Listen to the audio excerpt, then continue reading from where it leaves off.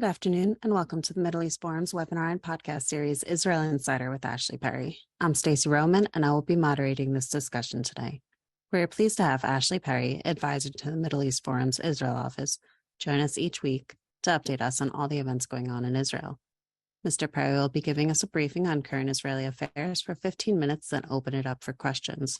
Should you wish to ask a question, please use the Q&A box located at the bottom of your screen to type your question. And with that, I'll turn the discussion over to Mr. Ashley Perry. Thank you very much, Stacey, and good evening from Israel. I've mentioned a few times in the past that I'm asked to give a title for next week's webinar, sometimes on Friday in 36 hours time, Friday morning.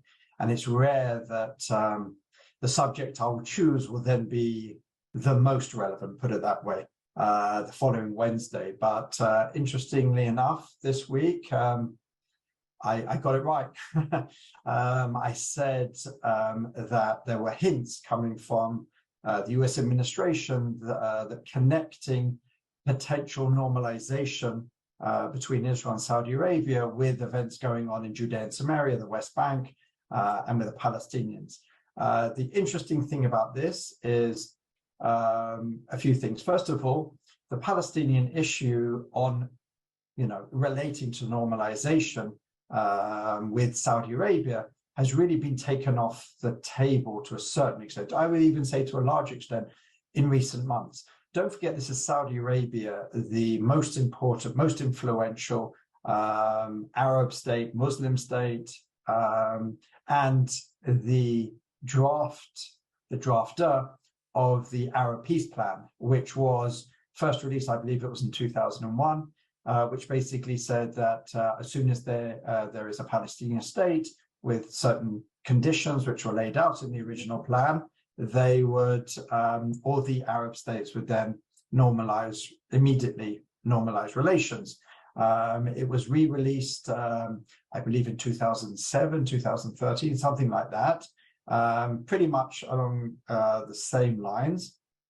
And very much it was the sort of inside-out approach, first Palestinians and then everyone else. Obviously, as we know, the Abraham Accords broke that context. It broke the idea of linkage, that, you can only, everything goes through Ramallah, everything goes through Jerusalem, nothing can happen in the wider Arab region without the Palestinian context. And the fact that UAE, Bahrain, Morocco, Sudan normalized relations, and even Saudi Arabia have taken many steps in recent years towards Israel, whether it's allowing flights over Saudi Arabia, even Israeli flights, and some open meetings between Israel and Saudi Arabia. There's been quite a lot of steps taken towards greater normalization and warm relations between Israel and the Arab states without any movement on the Palestinian issue. And while the Saudi leadership, even a year ago, was saying there can be no normalization without a Palestinian state, if we look very carefully, and diplomatic statements are always about sometimes what's written between the lines, what's in there, what's not in there, some of the wording, but and those who have watched those statements and those who've been behind the scenes have noted that Saudi Arabia walked back that very hardline position to, we prefer a Palestinian state, we want significant movement towards a Palestinian state, we want significant movement on the Palestinian issue, etc., etc. But what is clear to really most Israeli officials is the possible success of normalization between Saudi Arabia and Israel is now actually in the hands of the Americans. What do I mean by that is that it's not really between Saudi Arabia and Israel at the moment. The case is made, the relationship's already there behind the scenes. It's not really, as I said, the Palestinian issue is put off the table. It's really the demands now from Saudi Arabia on America. They want, as we've spoken before, a civilian nuclear program. They want some sort of defense agreement. They want some other things. And it's really in the lap of the Americans. What the Americans have done in recent weeks have been sending out hints, and more openly today, which I'll get to in a second, trying to retie normalization with Saudi Arabia to the Palestinian issue. They're basically saying that the Americans, again, they were, pushing anonymous quotes, pushing articles to be written, basically saying that the Americans are not happy with what's going on in the territories, Israel's response, Israel's building of settlements, and now what has been classified as a sort of settlement rampage after 4 Israelis were murdered in a gas station outside of Eli. Some settlers, residents of Judea and Samaria, basically went to some villages, some of those which, where the terrorists lived, and set fire to some cars, went on a rampage a little bit. One Palestinian was killed. It's still unclear exactly what happened. But the Americans are basically saying that Israel has to rein in this settler violence. And interestingly enough, today, after all these hints, anonymous comments, articles, which are sort of, pushed, we had Secretary of State Antony Blinken come out openly and say it. That says that the settler violence and some of the other things that are going on in Judea and Samaria, the West Bank, make normalization with the Saudis very difficult, if not impossible. And basically, the Americans are using this. They're dangling this as a carrot. They believe that this is key to Netanyahu's legacy, perhaps. This is something that Netanyahu certainly does want. And they believe that dangling it will bring Israel to heel, perhaps in some way, will lessen the excesses of the more extreme elements of this government. But the fact remains that in Israel, it is known that this is not what the Saudis care about. Not to say that they don't care about it at all, and not to say that it doesn't animate some of the citizens and some people in Saudi Arabia and around the Arab and Muslim world. But at the end of the day, this is not the outstanding issue that's preventing normalization between Israel and Saudi Arabia. And pretty much everyone knows it, but the Americans are trying very hard to push this idea that it is Israeli actions that's preventing it.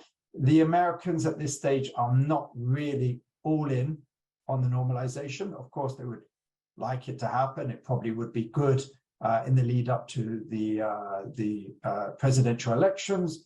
It would probably be good for Biden to be seen as the broker of this, but they are really not all in. They haven't really gone too far towards the Saudi demands. And as I said, that's key.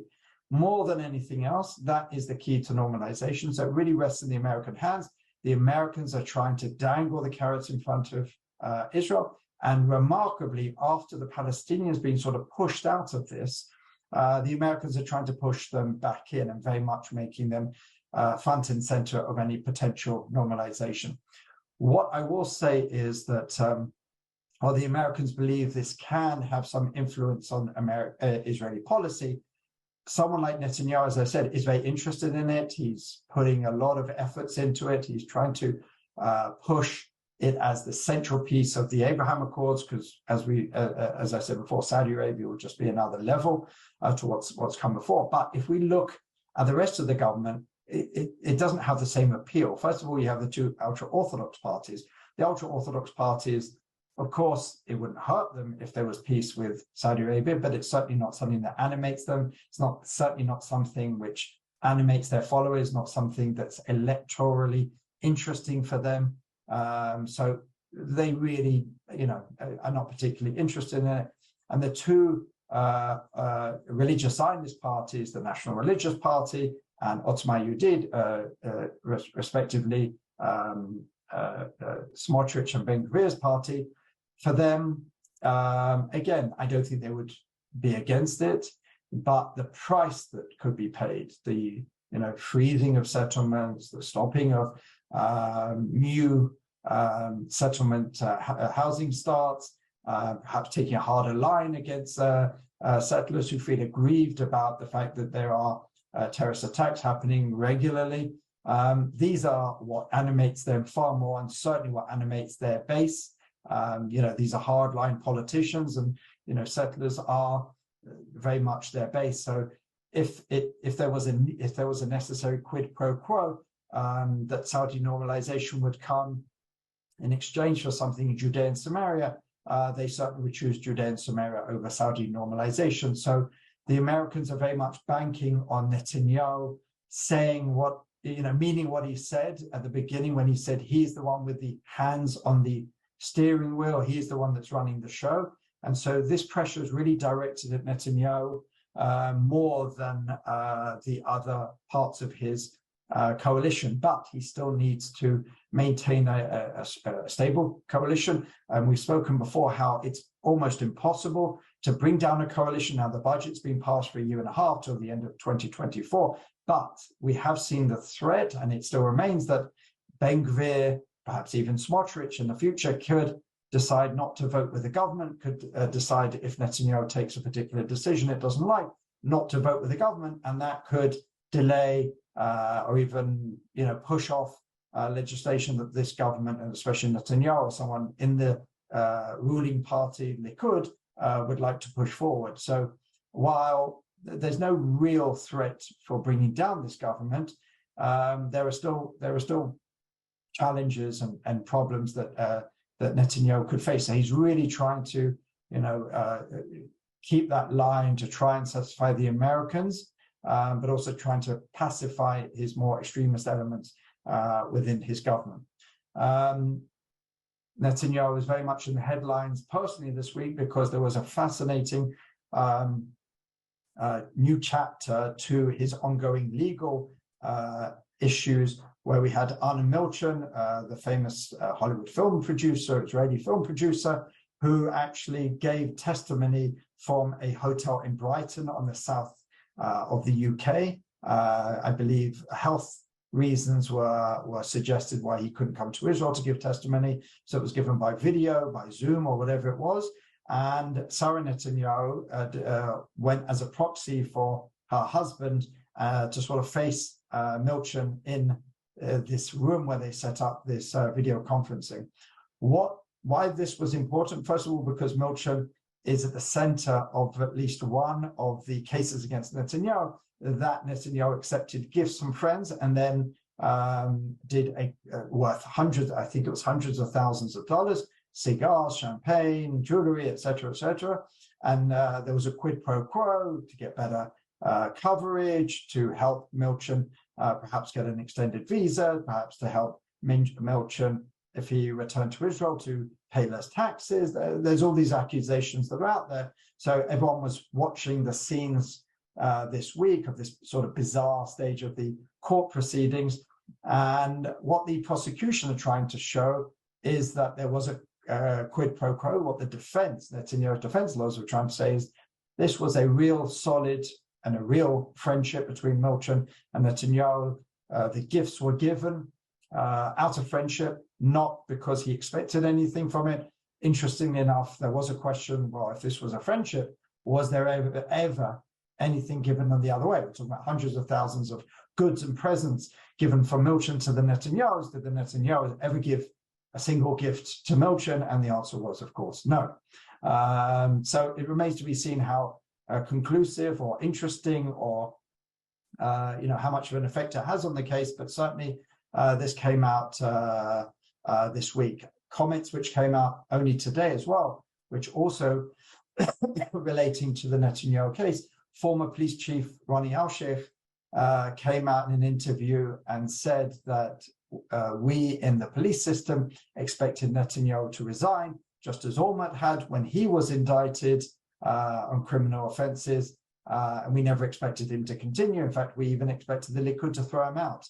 And one can imagine that this was jumped upon by, the Netanyahu surrounding figures, ministers in Likud, even other members of the government. They said that, it's clear by Al-Sheikh's comments, which, I wouldn't say are completely clear, but I understand why the government ministers decided to jump on it. They said, well, Al-Sheikh's comments basically say what we've always suspected, that there was an attempt at a coup to try and overturn the will of the people and to try and get Netanyahu out by other means. So it'll be interesting to see how that plays out. Finally, on the government reform, there was very interesting information released tonight, sort of behind the scenes of what's going to happen with the government reform. And it seems that there's going to be some major steps taken down from the ladder that was built at the beginning of the year with this new government. What appears to be happening is that they're going to pass by the end of this session, the summer session, by the end of July, a more diluted version of the reasonableness clause. As we spoke before, there's two elements to that: whether a law is reasonable or not, or whether an appointment was reasonable or not. And as we know, Aryeh Deri, the leader of the Shas party, was basically ordered to remove himself from the government because it was not reasonable that he would be a minister because of his past crimes and because of the plea bargain that he made. That was going to be his route back in to get rid of that reasonableness clause. It now appears that the reasonableness clause against appointments is not going to be part of the new law. And it seems that Aryeh Deri has almost accepted that he's not going to find his way back into the government, and has even appointed a new health minister and perhaps interior minister to take the positions which he held. So it'll be interesting to see. The most controversial part of the judicial reform was the override clause, which basically meant that the Knesset could re-legislate anything that the Supreme Court basically struck off, and with a certain majority, it was suggested a basic majority of 61 can override that Supreme Court decision. And one can imagine that's certainly the most controversial, and that's certainly the ones that the US were most concerned about, and other friends and allies around the world. And it seems that that is now going to be taken completely off the table. And some of the other more milder elements are going to be legislated later in the year, after the summer holiday and the Jewish holidays, when the Knesset returns in October. And there's a talk that the composition of the Judicial Appointments Committee is going to be very different. The judges are going to be thrown off that committee, and it's going to be five. This is what's been suggested. It's going to be former Justice Minister Friedman's compromise, which is going to be 5 members of the coalition, 5 members of the opposition. And so neither side have a veto, and there'll be equal amounts. It's unclear what will happen if there's a tie, but what it does show is that there'll be a need to negotiate and compromise between coalition and opposition, a far cry from giving the government, the coalition, a complete, pretty much veto, which was being talked about from the beginning. So quite a come down from some of the more extreme positions that were talked about in the judicial reform. And while we are hearing that there's going to be new protests, a new round of protests, at the end of the day, it seems that it's going to, the whole process is going to be much milder and much closer to what was being talked about by the two sides. So lots of different things going on. And with that, I'm happy to answer any questions on these or any other issues. All right, thank you so much. So the first question we have is from Reuven Hawk, asking, what possible interest could the American administration have in allowing the Palestinian Authority to once again act as the tail that wags the dog, to effectively have a veto power on the advancement of the Abraham Accords? The two-state policy has failed for 30 years. Why do they think it would work now? It's not so much about the two-state solution. No one really believes in any quarter, not in the Palestinians, not in the Israelis, not in the Americans, the international community, that there's going to be any serious negotiations or any Palestinian state coming anytime soon. But the Americans are extremely unhappy about what's happened in the last, whatever it is, 6-7 months since this new government was sworn in, with unprecedented settlement building. I think 5,600 new units were authorized, which apparently even beats the record for a whole year, and we're barely half a year in. They're unhappy about that. They're unhappy about, as I said, the sort of settler violence, as they would describe it. They're unhappy about a lot of things that are going on. And in fact, as well this week, they reinstituted something which the Trump administration ended, which was the idea that science and cooperation agreements will extend over the Green Line. As we know, the Obama administration and previous ones basically only saw sovereign Israel to do these sort of agreements with and Trump administration got rid of that and basically said that anywhere in Israel and any Israelis, even over the Green Line, can be involved in this. While the Biden administration relatively quietly reinstituted that. So their position is quite clear. They're unhappy about Israeli building. They're unhappy about actions and policies taken over the Green Line. So, and they've realized that their comments, their diplomatic communiques are falling on deaf ears to a certain extent. And they believe that the normalization carrot that's being dangled is key to Netanyahu. And they're obviously taking it to a whole new level. The fact that Secretary of State Blinken came out very openly saying that, this is very much tied into the normalization process. So they have an interest in using the normalization process to deliver their messages differently to how they were doing before. Thank you for that. Elton Page states, I recently read that the U.S. was considering reducing its collaboration with and financial assistance to Israel regarding high-tech research. Is this true? And if so, how is it being received? Mostly it sounds bad for the U.S. Well, I mean, I don't know anything about that except for what I just mentioned, the agreements, which, again, it's more symbolic than anything, because even when the Trump administration basically got rid of the Green Line designation and allowed, people in Judea and Samaria, Israelis in Judea and Samaria, to also get funding for science and technology and all that sort of stuff. To the best of my understanding, there really just simply wasn't any. So it's more symbolic than anything else. I don't know anything beyond that. I doubt that there's anything. If anything, relationships are being strengthened on those kind of levels because it's good for both sides.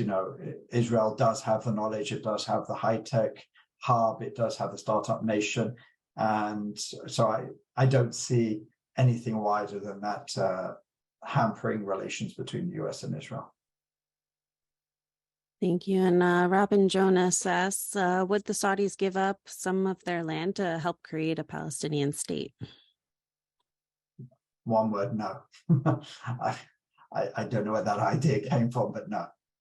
Egypt is, the only possible, the only two that would even make sense from a geographical point of view is Egypt, because of its proximity to Gaza, and Jordan with its proximity to Judea and Samaria. And both nations would completely reject giving up any territory for a future Palestinian state. So Saudi Arabia certainly wouldn't. Thank you. Don Sable asks, could you please let us know what you think about the 100 air reservists who object, et cetera, to judicial reform in reference to the reasonableness standard the Supreme Court has been applying? If that standard is disallowed by the Knesset, what effect would this have on the Supreme Court? Well, as I said, we don't know exactly what the law will be because it hasn't been presented yet. Netanyahu, again, these are reports, but they were reported very much by someone who usually has an in with Netanyahu's people, said that they will pass some sort of law, limiting the reasonableness clause by the end of this summer session. Now, I talked about this previously, that the government and opposition were talking in the president's residence and trying to come up with compromises, and the opposition had actually agreed that the reasonableness, because don't forget, they were in government themselves a year ago, or less than a year ago, so they understand it. The idea that you can just overrule government policy because of lack of reasonability or whatever it is, they understand that that's problematic. But the idea that they should also take away the powers of disbarring someone on the reasonableness and unreasonableness grounds is less problematic in their eyes, and that's really where the division could come down in this law. I can't imagine that the coalition is going to go back to a more extreme version of the reasonableness clause. Probably my feeling is that will be the designation. The opposition, of course, will cry blue murder and take their position as the fighting opposition, but behind closed doors, they have agreed to something like that. Whether that calms the anger on the street, because there are people in the demonstrations who don't want anything to be touched, don't want to come down even 1 inch. But I think, behind closed doors, this is something that would very much be, if not supported, at least not necessarily opposed behind closed doors, with the same vehemence as some of the other elements of judicial reform. So we'll see. We don't know exactly, as I said, the law yet. Going back to the 100 reservists, I mean, we've seen these tactics before when the issue was, on the table. It's a problem. It's a major problem. Netanyahu came out today at a ceremony for new officers in the IDF and said, we cannot have people refuse to serve, not on this side, not on that side, not on any. It harms our national security. It certainly does. One can imagine that if we have reservists or even serving soldiers who decide not to serve because they don't agree with the current government, then the whole thing is a mess. We don't know where that will end up. And basically, we'll have half the country, again, this is an exaggeration, but we'll have elements of half the country who just decide they're going to not serve, they won't do this, they won't do that, and the other half when they're out of power, et cetera, et cetera. So it's a very slippery slope, and you'll find the whole defense establishment, the security establishment, and I think most of the political establishment who come out against this. And I say, by the way, the political establishment, I'm even referring to the opposition. There's very little support even in the opposition for refusing to serve. Thank you. Lawrence Julia says the PA appears to have lost control of Nablus and Jenin, and only last week there were reports of rockets being launched into Judea and Samaria. How big is the threat, and what can be done to control these threats? Well, the threat at this point in time is relatively minimal. Yes, there were a couple of rocket launches, one apparently that went 5 meters, so one can imagine that was a bit of a failure. But the fact that they were able to smuggle them in, probably the fingerprints behind this are Iran. There has been talk in Iran that they've very much tried to shake up what's going on in Judea and Samaria, very much using their proxy there, which is Islamic Jihad, which is very much a Iranian-backed and supported terrorist organization, apparently now flush with a lot of cash and a lot of resources, and trying to make as much headway in Judea and Samaria as possible, bringing in potentially these rocket launchers, having partnerships with other organizations, some of them Fatah and others.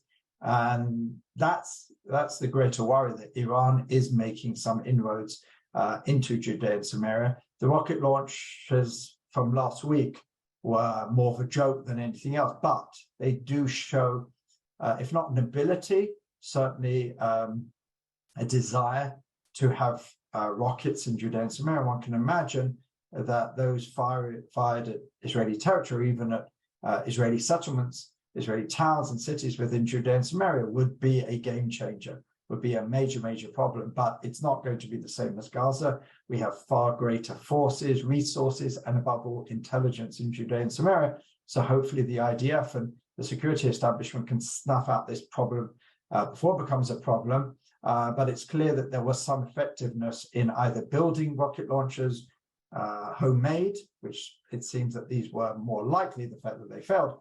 But it could get to a point where they'll be able to smuggle in pieces to really effectively shoot rockets at Israeli towns and cities, and that would be a major, major problem for Israel's security. Absolutely, and we only have a minute left, but this will probably take more than a minute. Carrie Hillebrand asked, what are the scenarios for the future of the PA after the demise of Abbas? It's actually not going to take that long because no one knows. He hasn't. There's no real successor that's been named. They're, like always, people when they think he's about to drop dead, and he is quite elderly, but he seems to be in relatively good shape. I think it was in China last week, and but it's not clear. It's not clear. He hasn't named a specific successor. There are all these names bandied around. I can't say I'm an expert on Palestinian internal affairs, so I can't talk to who ranks above who and who would be better for Israel, et cetera, et cetera. So it's actually going to be a relatively short answer to that. All right, well, that works out perfectly. So we've come to the close of our webinar and podcast. Ashley, thank you again for taking time to update us this week. For our viewers and listeners, please join us Friday at 1 p.m. Eastern for a webinar with Jason Brodsky discussing, did Washington sufficiently support Iran's revolutionaries? Thank you all for joining us, and I hope you have a wonderful day.